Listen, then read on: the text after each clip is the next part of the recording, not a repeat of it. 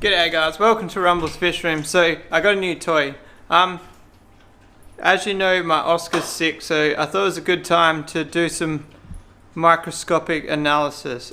So I got a microscope. So first clip here is actually me showing my wife and seeing if she can guess what's in the box, because I didn't actually tell her I was getting one. It's actually pretty exciting. It was kind of cool. It's kind of like a relic. It came from the native ark in Western Australian wildlife hospital, and it's like, you'll see it in a minute in the next clip.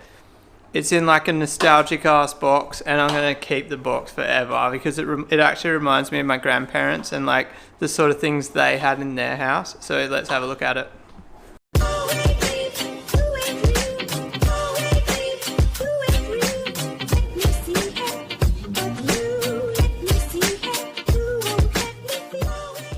What do you think's in the box? I don't know. The view could be anything. Don't read it. I don't know.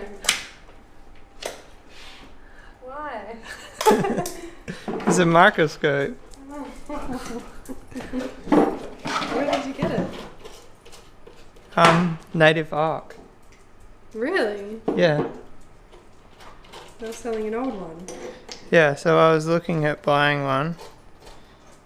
And I was looking at like kids ones, but then this one popped up and it's actually a real one. Nothing surprises me. So, yeah. Alright guys, so I'm gonna try catch the fish now. I know a couple of people might find it disturbing, fish out of water. Just a bit of a warning. The next clip is gonna be the Oscar out of the water. And also, the Oscar's not very healthy, so if you find any of that disturbing, just tune out skip forward a few minutes, and I'll see you in a minute. Alright guys, so I'm no scientist or vet, so I don't really know what I'm doing. I've got a blade. Oh, he scared the crap out of me then. Alright guys, so we got a bit of a slime coat on here. Came with a bit of blood, unfortunately.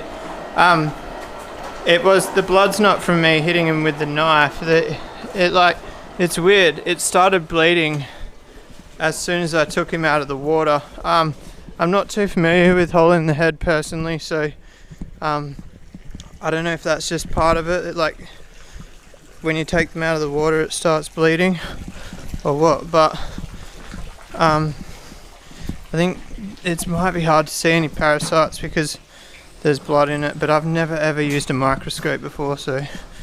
And I didn't Google how to use one either, so I'm going in completely blind with a piece of shattered glass. I think, so from what I can gather, if I set up my light so it shines on that mirror and then that shines up through this, so you guys will sit here. I probably won't film for a minute, and I'll let you guys know in a minute once I've learnt what I'm doing. Alright guys, so I caught the fish and then I got some stuff on the plate. I can only get it at 100 times zoom.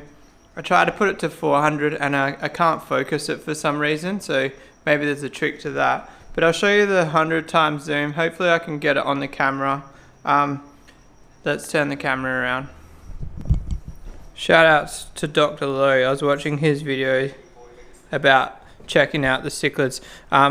Ironically, this video is on flower horns, and my bloodline is actually the bloodline that's in this video. So used to be a guy called Flowerhorn Den. I'm 99% sure this was in his fish room. I'm not 100% sure, but it does look like his fish room. I did go in there once or twice before he shut down. I think I've been there twice because I actually had an interest in flowerhorn many years before I actually started breeding them.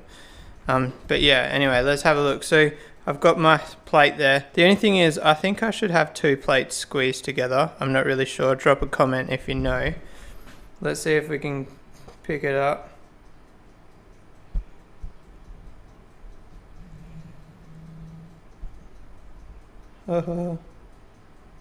Just.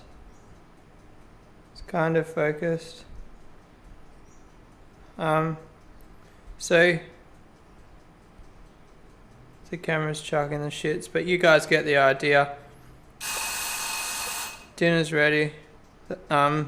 So the problem here is there's no movement, none at all, which I find very strange. Sorry the video is a little bit choppy and changey, guys. This one, I actually filmed this clip later on that night, and basically I managed to get some poo from one of the flower horns, and basically confirmed what I was expecting. So I found these little critters here, but from what I can gather, they're actually not that dangerous. They're not the issue, but if you see the little round critters they're not really moving at the moment. Oh, one interesting thing, can you see the little babies inside the female? But see the little round guys? They're actually the problem. That's what I need to get rid of. That's the parasite.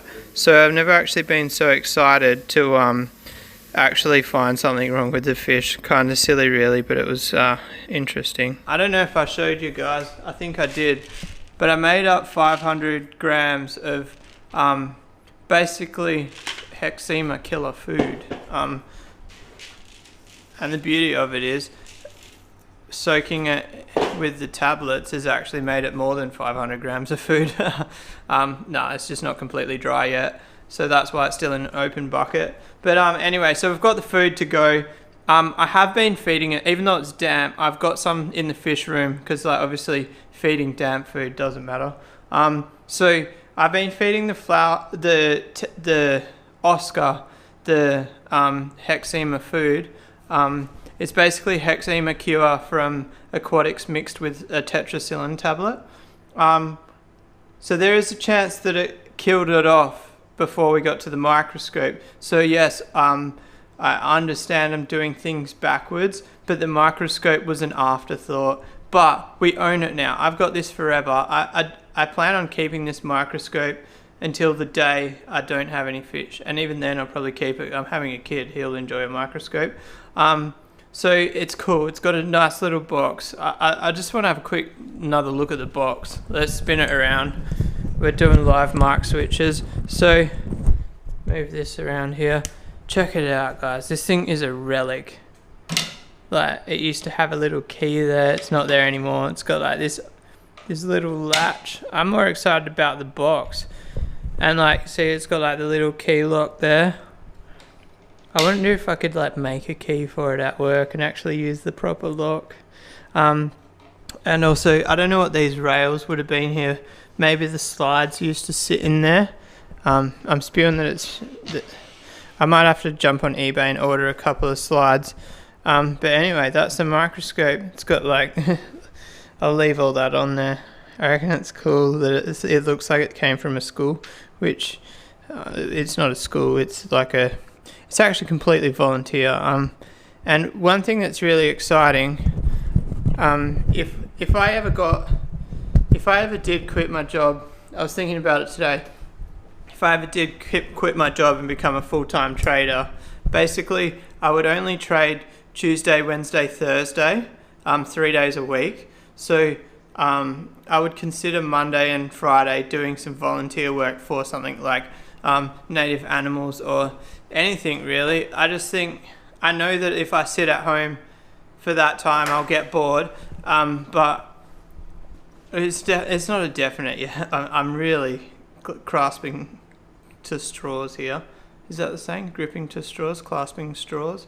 But anyway, it would be exciting to trade, run a YouTube channel, run a merch store, not like the merch store I've got now, like run my own proper website, and set everything up properly. And I want to get to the next level of being a YouTuber. I don't want to change my style of video. You guys know that I love my original style. I just want to change. I just want to structure behind the scenes better, you know, and maybe a bit more of a future in it for me. Who knows? I just had a really shit day at work today, so I'm grasping on that fact. I like sliced 2 fingers open on the panel saw.